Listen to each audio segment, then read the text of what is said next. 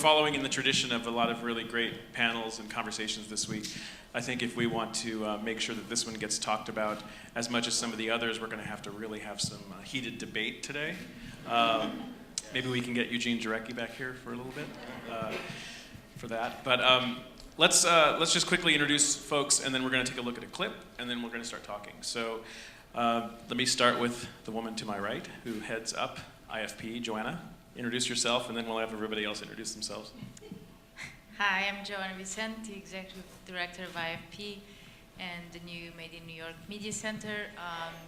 Before being at IFP as an independent film producer, with my husband, we started 3 production companies, Open City Films, Blow Up Pictures, and HCNet Films. And some of the films I produced include Jim Jarmusch, Coffee and Cigarettes, Ryan De Palma Redacted, Enron, the smart guys in the room, and a lot of amazing independent films. Not, I shouldn't be saying that, but I think the directors are fantastic, like Miguel Arteta's Chuck and Buck and Nicole Holofcener are lovely and amazing. They are amazing. You have done amazing films. I'm Brent Hoff, the Director of Programming at the New Media Center, and before that I was at Walfen in San Francisco. I just moved here 2 months ago, and I'm excited to be with these guys. I'm Brad Hargraves. I'm a co-founder of General Assembly. We're building a community of individuals empowered to pursue work they love, and we do that by creating practical education in technology, design, and business, teaching things like user experience design, web development, digital marketing, product management, and other 21st century skills that people don't really pick up in college, say. And we're thrilled to have been brought on by the IFP as a partner in the Media Center. Hi, I'm Nick Fortuno. I'm co-founder of a company called Playmatics. We're a game development and interactive narrative company. I've been a game developer for about 12 years in the casual and social and educational game spaces, and have a number of successful titles and award-winning titles under my belt. And I'm also proud to be a member of the Made in New York space as a partner in gaming and transmedia. Let's start off this program by taking a look at a clip that's been created, or a promo that's been created, and then we're going to talk about it. So let's.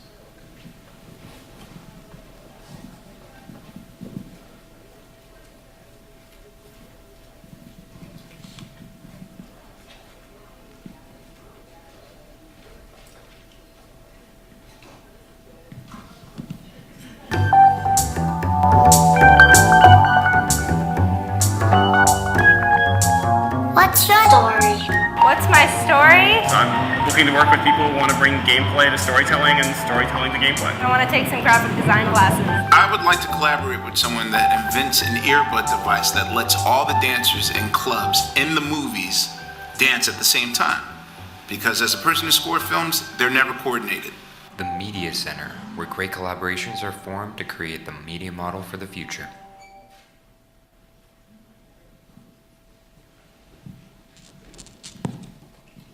Let me start by asking Joanna to give us the sort of 2-minute and no more than 2-minute elevator pitch. Like, how do you, when you're out in the world in New York talking with potential collaborators, people in media or even outside of media, how do you succinctly describe what the goal is for this new media center that's opening in a couple weeks?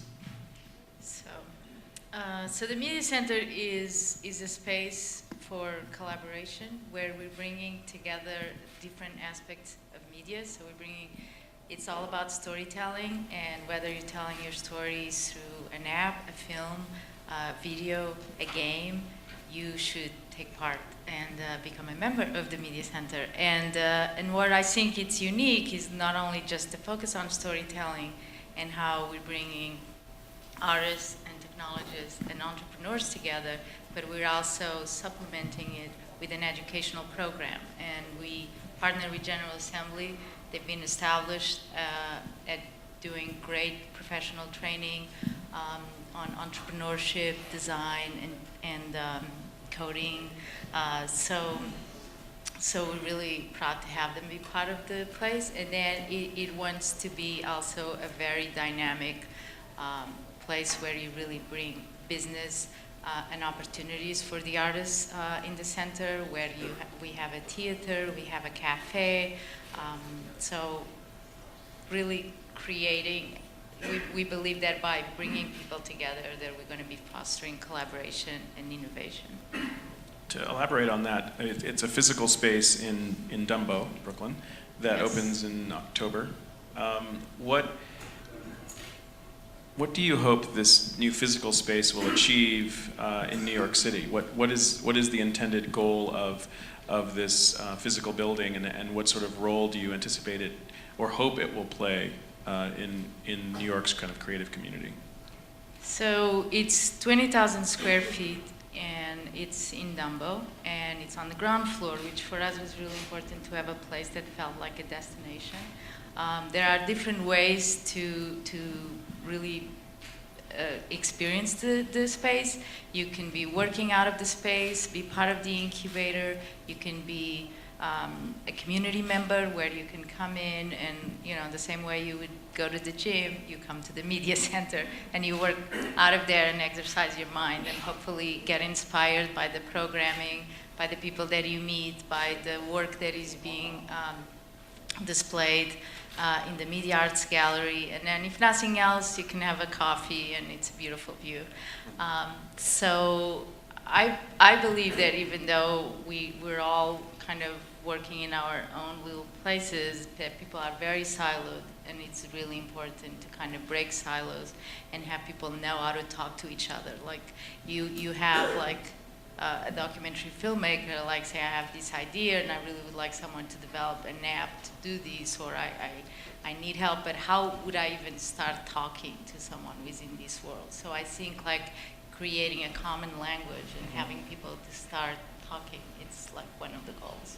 As a producer who's been, one more question for you, and then I want to bring in these guys. As a producer who's been working in the New York environment, producing in New York, making movies in New York for a number of years, for many years, decades, I wonder, let me ask the same question, but in a different way.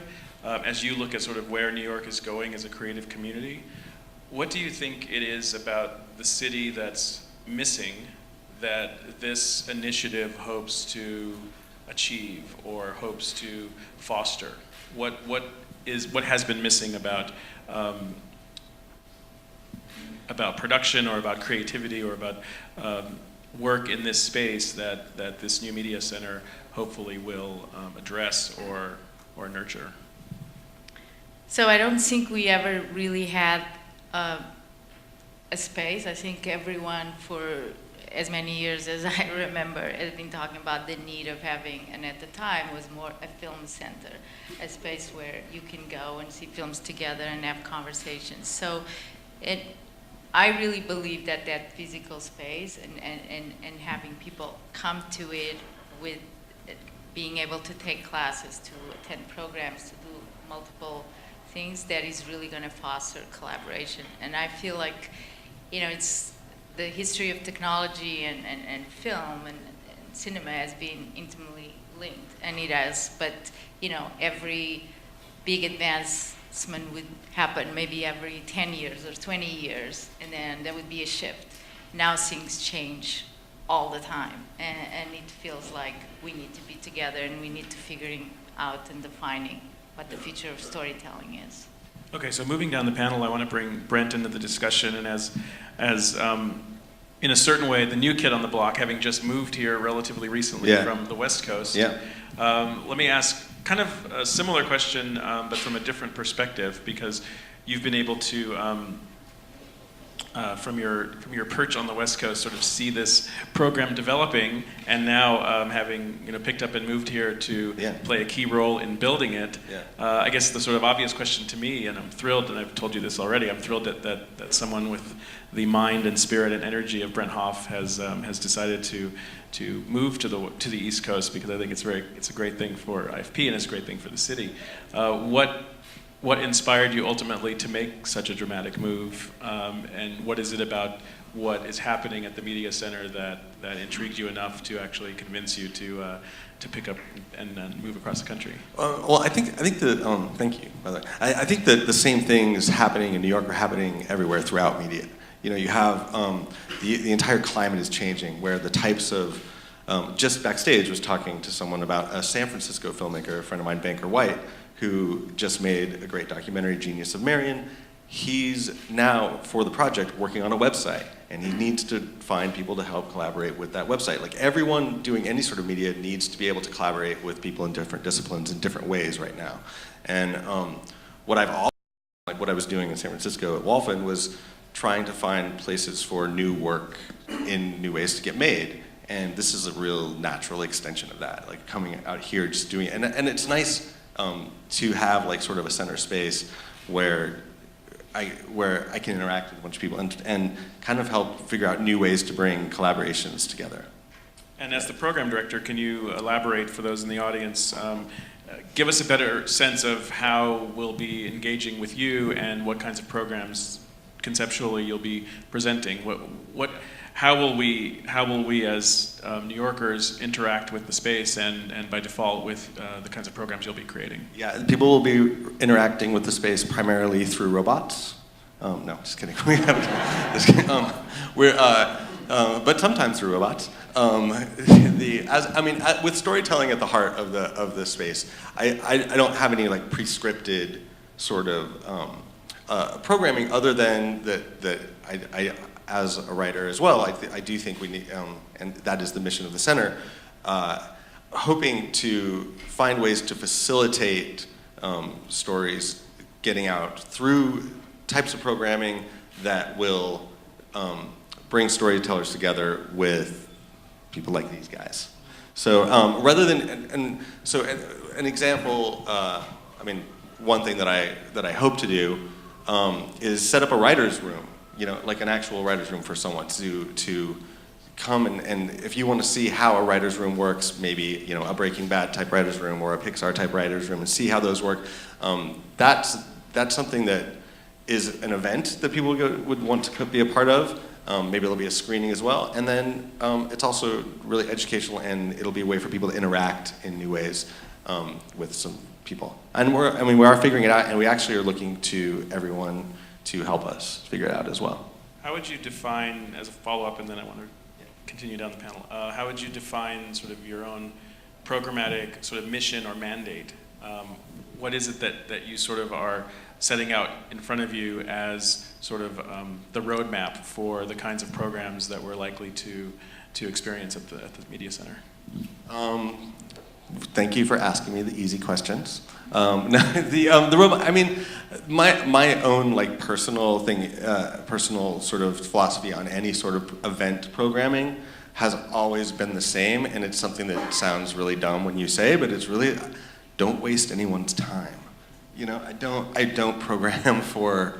I don't program events for prestige as much as trying to bring stuff that I find amazing and beautiful and educational and interesting to people, and work that like my job is to find that stuff, is to find the people making that stuff and to give them a place to get that seen. And really, it is that simple, and it sounds strange, but that's always been my approach to it. I want to switch gears and bring Brad into the conversation. Brad, General Assembly has been intimately involved with educating and providing tools and resources to creative people in the city for some time now, and I have a number of friends who've gone through various programs and have said great things about the experience. What do you feel that, and maybe for those who aren't familiar with General Assembly, maybe give like the 15-second elevator pitch on what it is, sort of elaborating on what you said a minute ago, but also explain what you want General Assembly to contribute to the space that we're talking about. We teach people how to build the robots through which they interact with the space. So, thank you, first of all. The General Assembly, as I said, the way we like to think about GA is it's a community of people empowered to pursue the work they love. So what does that mean, and how does that happen? Well, the first way that happens is through education. So we teach the skills that people really can't acquire through, say, a traditional education path, but are still in incredibly high demand and growing demand in a 21st century workforce. So an example would be web programming. Especially in the creative space, there's a huge demand and access and interest in access to people who understand the web, people who understand mobile, people who understand how to build interactive applications on top of those platforms. And we teach those skills among other things. We also teach a number of business skills, things like digital marketing. How do you get interest and attract attention and attract people to things that you build on these interactive media? That's kind of the first way we do that. The second way is through this community and access to opportunity through that community. We have over 8 campuses and over 2,000 hiring partners around the world who are very interested in hiring talent from the creative and technology communities. One of the things we do is run one of the largest apprenticeship programs on the East Coast, where we place people into web development and user experience design apprenticeships at companies in most of the major cities on the East Coast and on the West Coast now. So those are kind of some of the ways that General Assembly has been able to grow and has been able to get involved with exciting projects like this. So to talk about how we're going to specifically get involved here, we take a very user-centric approach to the programs that we roll out. So that is, we like to roll out, that's a very complicated way of saying we like to roll out the programs that people really, really want to take and want to engage with. So at a baseline, we're going to take some of the programs that we've seen the most success with in our campuses around the world. Classes on things like web development, some of the basics of that, of design, of concepts like storytelling, of digital marketing, ways to get interest and attract attention. Crowdfunding is a very exciting topic as well. So bringing classes like that we've seen work well into this space and into this community that's fairly new for us. It also gives us a great opportunity to really go out and ask this community what they want to learn and what new programming we can build, which better serves the community. So that's kind of what I think about as a baseline. Great, on the other hand, and if I were to talk about what great looks like, that would be kind of using those programs and using the collaboration with the Media Center to build a greater level of connectivity between the creative and technology communities. Two communities which, while they have immense synergies, really have not, in my opinion, and admittedly I see a small piece of it, have really not seen the level of collaboration and interaction that you would expect from these kind of really talented groups of people that exist in pretty coterminous areas. And I think Nick is an example of someone that kind of has been bringing those communities together for a really, really long time. And I'm incredibly excited that Nick is part of this project as well. So I want to switch to Nick and bring him into the discussion as a way of kind of better introducing those folks on this panel. Nick, what is Playmatics, and how will you be involved with the Media Center?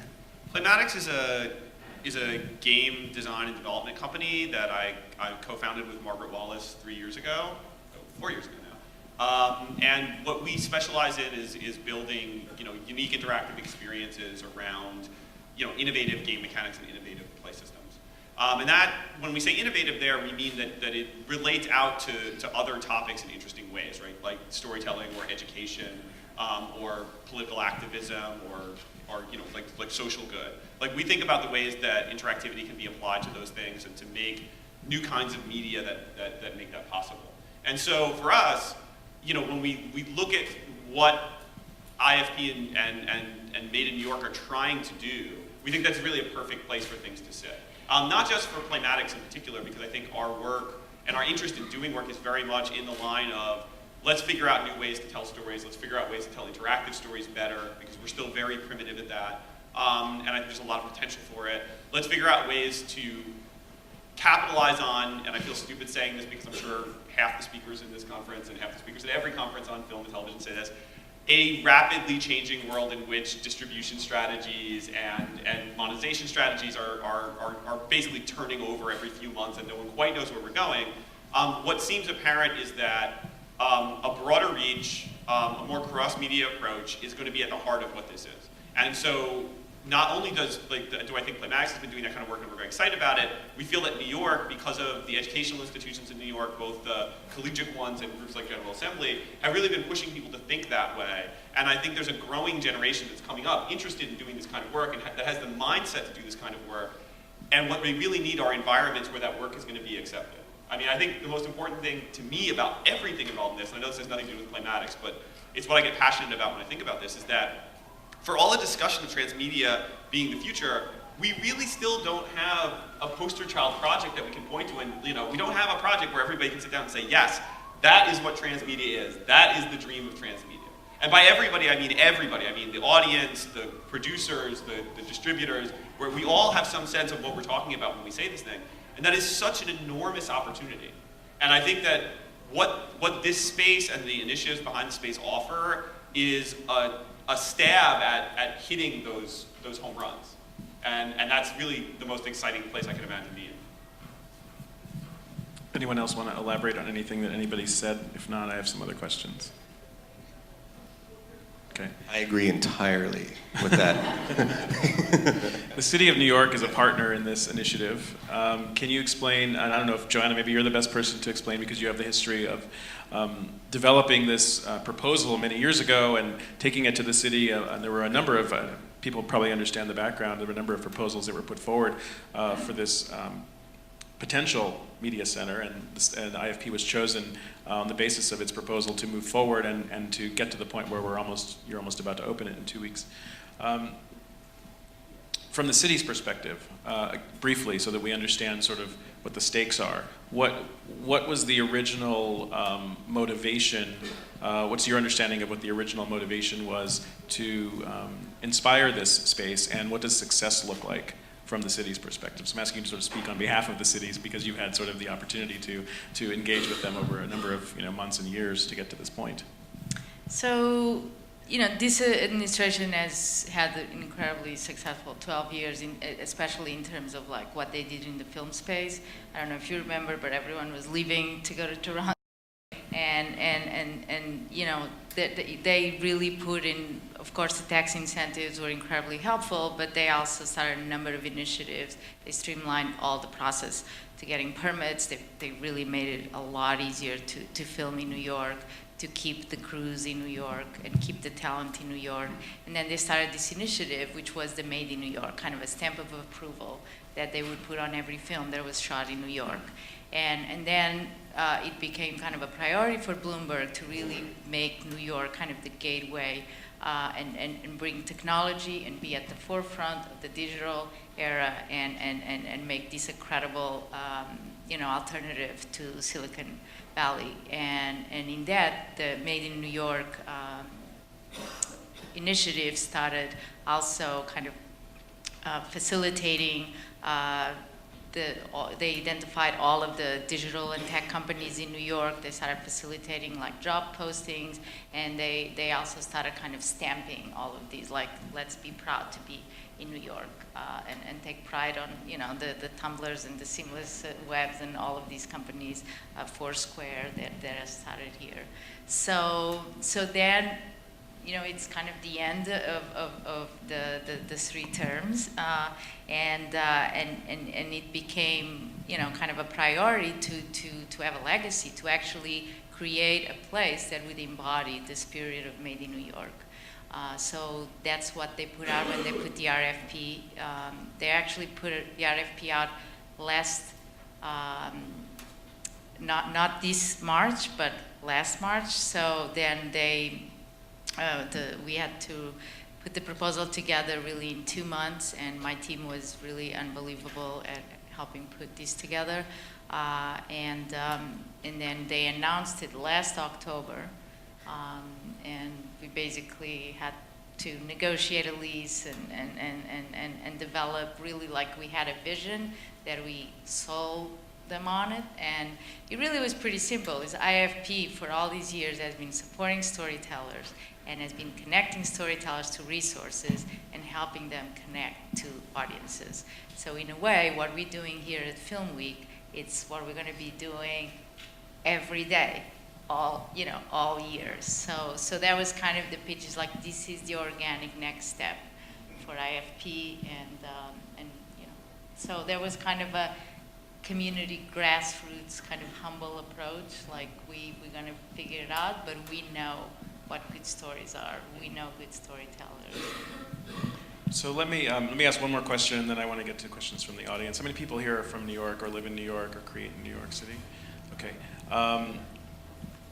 The center opens, is it October 1st, or that's right around then? So we're opening at the kind of launch with the mayor, press conference and all, beginning of October, and then October is going to be kind of our soft launch month, so we get all the kinks ironed out, and then November full force. Okay, so 24/7. So in November, I'm looking for a little bit of specifics now. What will be some of the ways that the creative people in this room, the fans of storytelling, makers of storytelling, can tangibly do November 1st or November whatever to take advantage of, experience, and develop at the Media Center? What are some of the specific ways that we'll have? What will be the first opportunities for us to experience potential? So I would say first, become a member. There's two types of membership. One is the community membership, and then the other one is be part of the incubator. That's we're going to be curating, because we want to have a good balance of people with different skill sets, and we want to make sure that we can help these people and their projects go to the next level. We're going to be having experts in residence. We're going to have mentorship. We're going to have a very active role in community managing what people are, the projects that they're developing, and making sure that there's enough, kind of problem solving and connecting with the people with different skills so that they go to the next level. So that's one way to do it. The second way, for sure, you should sign up. Go to nymediacenter.com, sign up for the newsletters, because we're going to start classes the maybe second, third week of October. We're going to do some open houses. General Assembly will start doing some open houses, and then full kind of speed ahead November 1st.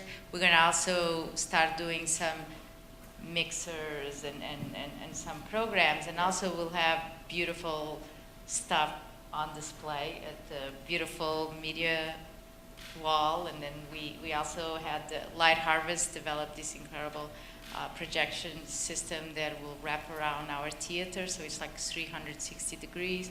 So there's enough there that you should definitely come by, and again, if nothing else, just have a nice coffee, and there's a good view, so, and you'll get a sense of the space. There's a woman with a question all the way in the back. Now, I didn't ask my colleagues. Do we have a microphone for questions, or should we just?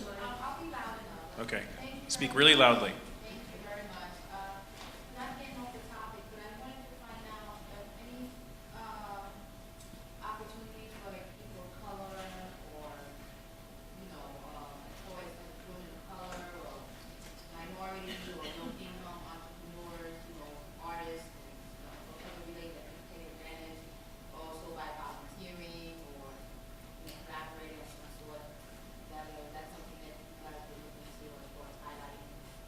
Question is about initiatives or opportunities for people of color, women of color, also specifically any opportunities for volunteering. So maybe you can speak to that specifically, but also more generally how you are reaching out to a diverse array of New Yorkers and storytellers. So IFP's mission is to support diverse voices, is to give voices to voices that wouldn't otherwise be heard. So definitely we're partnering with a lot of organizations, and we'll be announcing next week some of those organizations, but including the Black House Foundation. We're also working on getting some of our corporate sponsors to come up with either fellowships or potentially kind of financial aid, so that we can assess on a sliding scale where people are and how much they can contribute. So there's definitely, it's Yeah, that's always been IFP's main mission, and one of the things that has always made them so respected and throughout the film community is that they really do keep that focus on helping all storytellers. Yeah. Thank you so much. I know everything's in the initial stage now, so I'm just going to put further down the road. Come on in. Come in. We'll get it going. Yeah. Question up here in the second row. Hi. I kind of have two questions. So my first is, as a member of the center, could you talk a little more tactically what I would have available to me as far as computers? Is there a screening room? Is there a place to actually shoot if there's some sort of studio space? And then secondly, I'm a documentary filmmaker, and say I'm interested in helping someone build my website for my film. Is there a plan to create, outside of organically meeting someone at the center, a way to connect with someone else who I don't have the skills for, but I'd like to connect with somebody who's also a member at the center that can sort of help me with my project? So it's a two-part question. One is about specific resources that are available to members. The other is about specific ways that members will be able to not only meet each other, but actually specifically collaborate and work together, and what kind of opportunities are being developed to sort of foster that connection, those connections. do you want to say? Sure. Yeah, I mean, well, so the second part of your question, that is going to be a real trick, and hopefully that will be built into some of the programming. It has to be more. In California, where there are a lot of these parties too. We're like, let's get the website designers exactly what you're speaking to. It is a real issue, and if you just have a little party, everyone stays in their little fiefdoms and nothing gets done. So we really need to build into the programming some ways where the very point of the program or of the seminar is to bring website designers, documentary filmmakers, have a discussion, talk about your projects, talk about what you need, and work it out together. We need to have a lot of those sort of like interactive events that are specifically set up and organized to facilitate those collaborations, because otherwise, as you probably know, they don't happen otherwise, right? And that's what we'll. Yeah, go ahead. Yeah, I mean, it's a great question, and it's something we're going to be working really hard on. I mean, we've tried a lot of different formats. I mean, some work for certain disciplines, I would say. So for instance, we have this kind of reverse career fair model that works really well for, placing junior web developers and user experience designers into very young startup companies in like the 2 to 5 person stage. We've never really worked within kind of the media space before and with filmmakers, so I'm really interested in collaborating with these guys on kind of coming up with some new and innovative formats for making sure that collaboration actually happens. I mean, and we have to actually we actually have to like really kind of start at the beginning and start at the beginning of the conversation, because right now, a lot of storytellers don't even understand enough tech to even understand how to have a respectful conversation with them, right? Yeah. You see it all the time. Absolutely. Right. So we really are going to like start at the beginning, and that'll be the mission. But I definitely think that we have the assembled team here, and with some of the other at Nikisa with our education department, we're going to be able to like facilitate that and get that done. As to the facilities, there are how many conference rooms? We have a lot of conference rooms. We have 5 or 6, yeah. and 3 editing suites. We're also partnering with Brooklyn Tech. They have a studio facility, so our members will have the opportunity to, depending on availability, to use the studio for production. Depending on the level of membership, you would have either a dedicated desk, or you come in and can work out of there. There will be the opportunity to meet with experts in residence, and you have, from meeting with an accountant to a lawyer to a web developer to someone who can to a documentary filmmaker. So we will have a wide range of experts. There will also be a mentorship component. I think we're going to be doing what IFP does all the time, which is like matchmaking. Oh, you need to meet that person over there because they're really interested in documentaries, but they're web developers or they're website designers or whatever it is.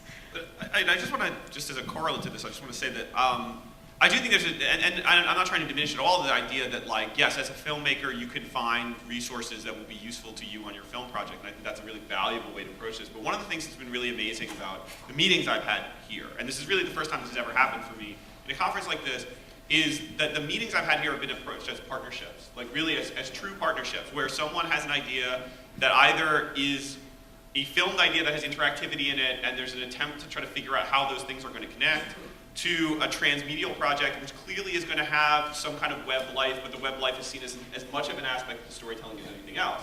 So I think I think seeing this through the lens of, like, I have a feature film and I want an app for my feature film, that is definitely a use that this space could provide, and that the communities that space could provide would be helpful to people. But there's, I think, a much bigger potential for this, which is to say, a conversation can arise between an app developer and a web developer and a game designer and a filmmaker and a lawyer, and I mean all of those roles as equals, that could then create something that none of them could have imagined without having that conversation in the first place. And I think that's really I think there's something very powerful about that too. So I feel like there's an opportunity in the incubation of the community to just reimagine form, to reimagine, like, what a story world is and how a story world can be delivered, and I think the potential for that is very, very exciting. We don't have a lot of time left, but I want to get to a few more questions. So there was a woman right here, and then we'll. Actually, thank you very much. I think this is a wonderful idea to meet people that you can work with. But my question was kind of related to the ability, if you're meeting people to collaborate with, well, some people are experienced with this kind of thing. You have advice, legal advice, how do you do that? And you said there's lawyers and everything involved. Do you have to pay for those services as well? Question is about sort of picking up on the last question. Maybe the latter part of that question is new to the conversation, which is essentially becoming a member. What does that gain you? Do you have to pay for some of these services? Maybe you can just briefly break down sort of how people will have the ability to access. And it's really the guidance, like you're collaborating with people. Some people, like maybe the techniques won't know about how to collaborate with a filmmaker, for instance, so we don't know how to, so will there be guidance? What kind of guidance will you offer for folks who are kind of new to some of these types of collaborations? Absolutely. So we will be developing a curriculum for the incubator, and I think the education component is going to play a key part, because yes, we're going to be trying to have everyone speak the same language, and there will be a very active community manager that will be intimately, familiar with what everyone is doing and how everyone can help others solve their problems, their challenges, get to the next level. And then the experts, it's a way to engage the community very much like we do at Film Week, really bringing people to come in and hold office hours, maybe once a month, once a quarter, and there are a number of lawyers already that offer to do these, or accountants. And then of course, it's maybe you have a half hour at some point. If your project is viable and you're going forward, you might need to engage this lawyer further. We're not gonna totally just do all legal work pro bono, but we at least gonna have someone who's gonna advise you on this is what you might need to be thinking about, and give you options so that you're not just alone figuring it all out. A couple more questions up here and then back here. You had a question here. I think Joanna started to answer it, because initially the focus was so much on the tech, and it sounds like you're going to have a much broader array of services. For example, I work at Women Make Movies. We do proposal writing workshops and fundraising workshops, and obviously the documentary community, that's going to be essential. So these skills are obviously critical as well. So it sounds like you will be covering a broad waterfront. Yes, absolutely. Sorry, repeat. I was saying the comment is about is asking about the array of services and programs that will be available. So we partner with General Assembly to really, do all of the things that we don't know how to do, but exactly what you're talking about is what IFP and Media Center will take on.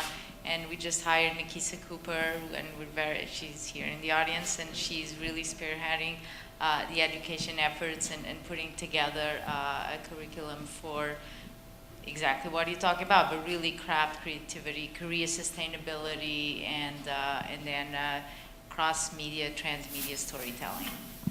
There's a gentleman back here who has a question. Hi.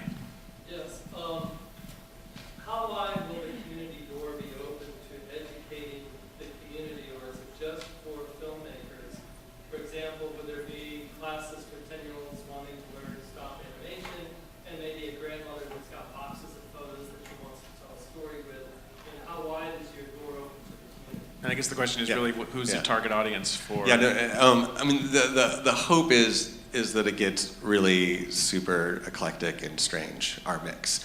One of the guys that we've talked about working with in the space is a coffee guy. He's licensed as a coffee expert in Europe, and he has all of these stories. He's kind of got this little lab set up, and he has a lot of stories he wants to tell about that. It could be anything, and it should be anything. And Nick is absolutely right. It needs to generate as much from the media as well as the storytellers. It really should be. The more broad we make it, just as anyone who does any creative endeavor knows, the more varied information you have, the better your work turns out. So yeah, this is not just a funnel to help filmmakers connect with app designers at all. It's going to be a lot broader than that. And the classes, sorry, just quickly, the classes are open to the public, and we're really going to be engaging the community, and I mean the broader community of DUMBO, and we're also going to be doing educational programs for kids during the weekend. So we're figuring all that, but it's not just for the people in the center. We really want to have a broader community to take. We are really out of time, but it was a quick, can you do a really brief question? We'll try to get you a quick answer, and then we're going to have to wrap up. Yes?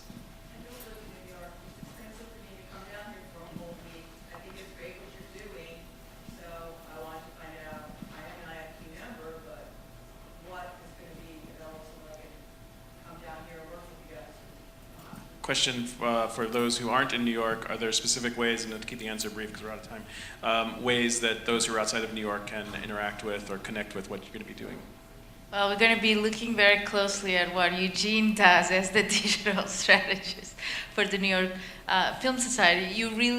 We absolutely want to engage people outside of New York and share some of the content and some of the classes and some of the amazing programming that Brent will put together, and make people feel that they're still part of the community and have a voice. But we're not there yet. We're just first kind of starting the physical space and then figuring out the digital strategy. Can you ask a really brief question, because you had your hand up too, really short? First, it's a fantastic initiative. I'm just curious to know, since the place where creative people means more technical and that's great, but will there be an opportunity to meet people who are going to business and marketing to show their purpose actually? Question is about connecting with folks from the business and marketing side, or those who have that kind of expertise to go along with the creative side, the technology side. Yeah, Yes. absolutely. Entrepreneurs, and that's again like one of their strong suits is like entrepreneurship classes and. Yeah, absolutely. I mean, one of the things we teach kind of at the same level as we teach web development is digital marketing, and kind of the art and science of getting attention through digital channels to a project or a company or a service. So that's one of the things we're going to be actually rolling out initially in terms of the set of classes, is some of our more digital marketing oriented programs, and some of the kind of networking and opportunities that go along with that, I'm sure will follow. And likewise, because of the community that we'll have set up and that we are assembling, there are a lot of members of the business community who are really interested in being involved in the space too. So there'll be an end market. So that will hopefully we attract, so that will help that as well. We're wrapping up, and I want to just leave with one tangible answer, specifically about timeline. So the center opens in kind of a soft launch, as you said, Joanna, in October, and then kind of is up and running by November. When can folks? You talked about people can just sign up for the newsletter, so go to the website for more information. And I just forgot the URL, nymediacenter.com, and you can get more information there. When do you expect to announce some of the initial kind of programs and initiatives that will be available to folks in the first kind of phase in November? I'd say next 2 weeks, we'll be announcing a lot of the initiatives that will Check the website. start. But check the website, sign up for the newsletter, but definitely a lot coming out next week. Ingrid's doing a hackathon, November 1st, 2nd, 3rd. We got a ton of stuff coming up. But just check the website and you'll get the full gist.